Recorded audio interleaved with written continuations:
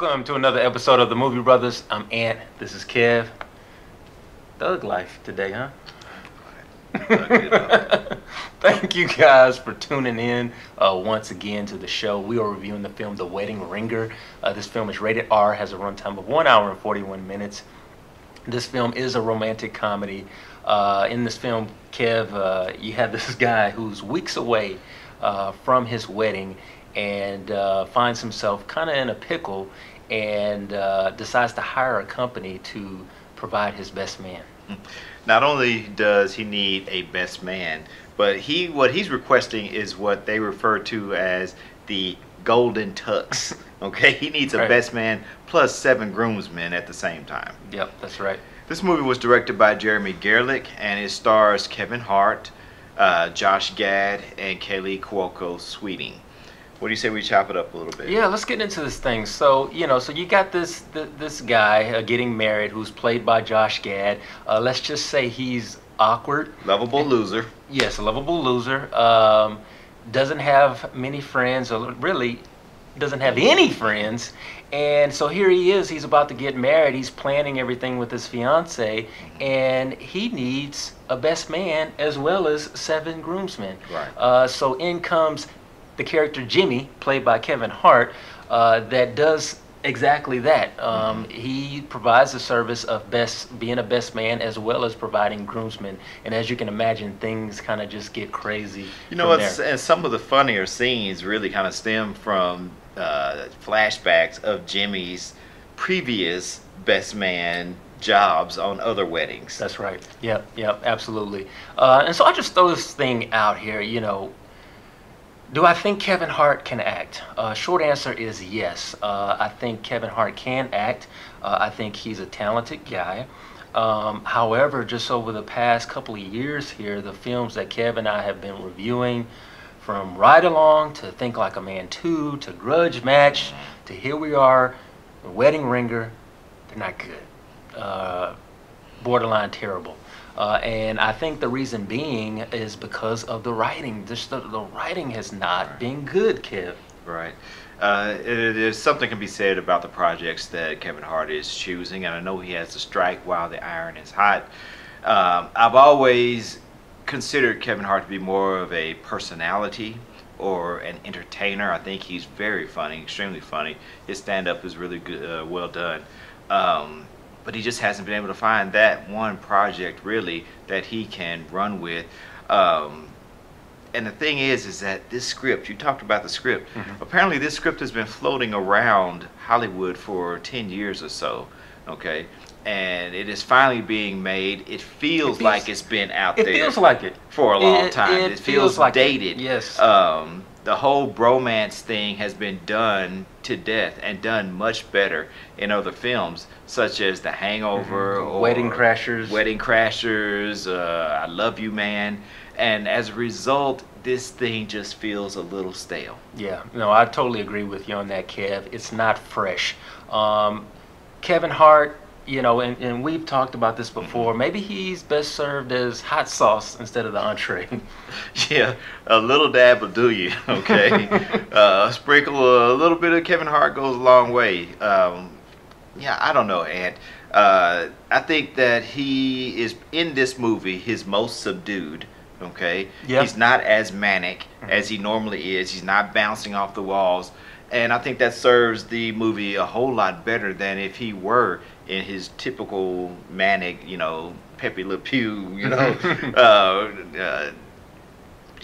trying to say. Yeah. Okay. But the bottom line is that he's more restrained, and as a result, he shows a little bit more heart. Okay. And I think that shows through. I think that he and Josh Gad have a very nice chemistry, and that is really evident as well. But yeah, I don't know, and there's just certain elements of this film that just do not congeal, don't come together for me. And see, I didn't really get the chemistry between Gad and Hart. Gad was okay for me. I was really at times missing Olaf and hoping he would maybe come in and do a little cameo or something in the movie. Cause and you want to build a snowman? Just a little bit, man. It's still January, so Okay. But The rest of the cast was cool. I'll give an honorable mention to Afion Crockett. He's a funny guy. If you're wondering who he is, you guys have seen the trailer. He's the guy that does that little, the little wave deal in the movie. Do it again. This little deal here.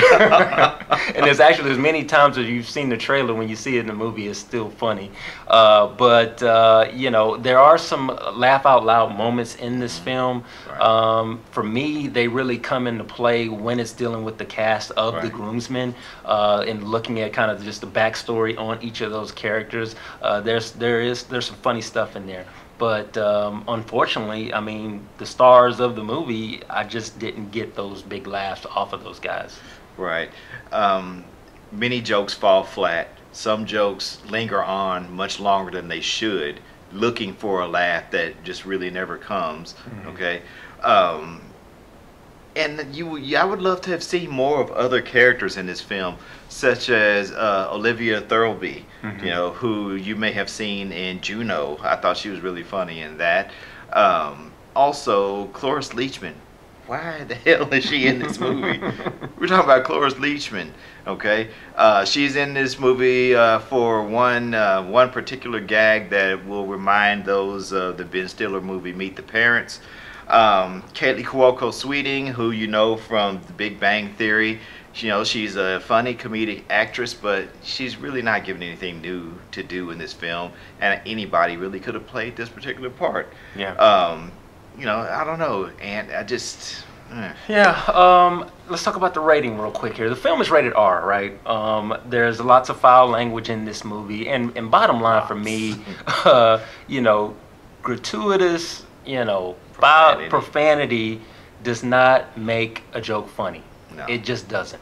No. And that's just the bottom line. No way around that. No, I would agree with you 100%. I don't know, and are you ready to put some points on this thing? Let's put some points on this thing. We'll go ahead and wrap. Hey, y'all, for me, I give this film a 5 out of 10. It's more the same of some of the other films that I've mentioned that Kevin Hart has done. Quantity does not trump quality. I cannot wait for the time, and I believe it will happen at some point, where Kevin Hart finally gets some good material that fits him, and he can really, really shine and do his thing. In my opinion, we have not seen his best work yet. No. You will see us again reviewing another Kevin Hart movie next month, when he and Will Ferrell team up and deliver Get Hard. So hopefully... And at the rate that he's going, probably the month after that and the month after that, because I swear Kevin Hart has about 15 different movies, Yeah. So we'll be back here next month, and we'll see. Okay. Guys, bottom line, I feel like this movie was derivative, crass at times, but also you will find yourself laughing. Okay. You will find yourself with a smile on your face against your better judgment at times. It's not a horrible movie, but it is not the best thing that Kevin Hart could be lending his name to, or his talents. I give this movie a 6 out of 10. All right, y'all. There you have it. That's our show. Hey, thank you guys.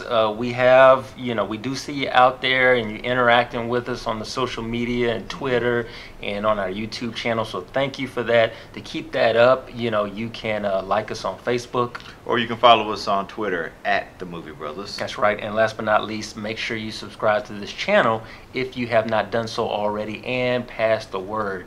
That's what we got for you today. I'm Ant. And this is Kev. That's right. We are the Movie Brothers. This is the place, the one and only place, where we bring you nothing but the real on the real. Peace.